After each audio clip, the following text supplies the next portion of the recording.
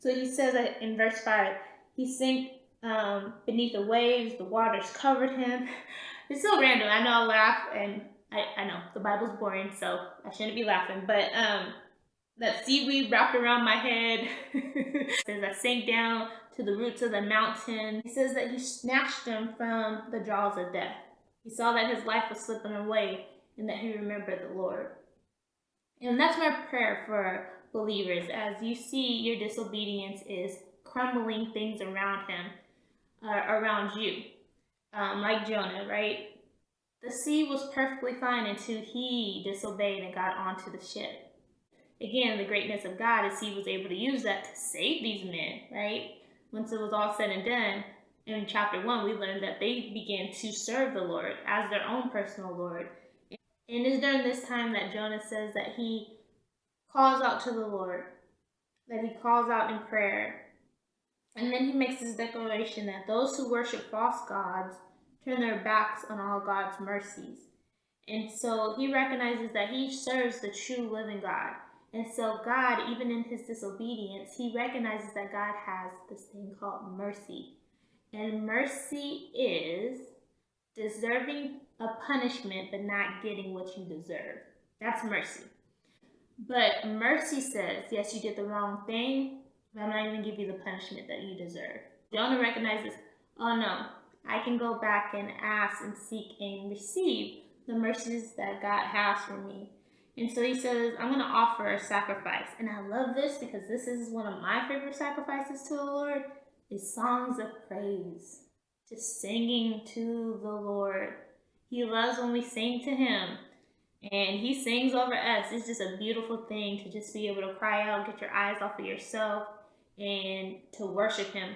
One of the things that I like to do with worship, especially those songs that they're talking at God and not necessarily to God, they're still wonderful songs, don't get me wrong. But for example, like, is he worthy?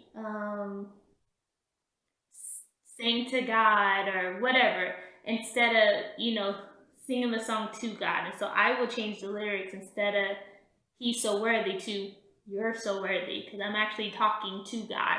So as he calls out to him, he just says that, hey, I'm going to receive your mercy. I understand that you give it. I'm going to sing songs of praises to you. I'm going to fulfill my vows. And he recognizes that his salvation, right? To live, to breathe, his salvation comes from the Lord alone. So he recognizes there's nobody, this fish, sitting in the belly of a great fish, there's nothing or no one else I can call out to. Can't call my mom, can't call my dad, can't call my kids, can't call this person, can't call that person, can't call my money, can't call anything, nothing at all. Can't call my boyfriend, can't call my girlfriend. Like, there's no one else that he knows to call out. Can't call on a false god, because there's nothing that they can do either. And so he recognizes that the only person that I can call on in this state, right? So sometimes when life is going well for us, we can just call on anybody because we don't need God. Life is going well enough for us. But when you're in like these desperate states where no one can help you, doctors can't help you, this can't, he recognizes that everything comes from you anyway. And so he reflects on that my salvation comes from you alone. And it's at that moment when he finally declares the things that he did wrong, understanding who God is, reminding himself of who God is, singing songs to the Lord, being willing to fulfill his vows, his commitments that he had made to God. It's at this moment, it says in verse 10, that the Lord ordered the fish to spit Jonah out onto the beach.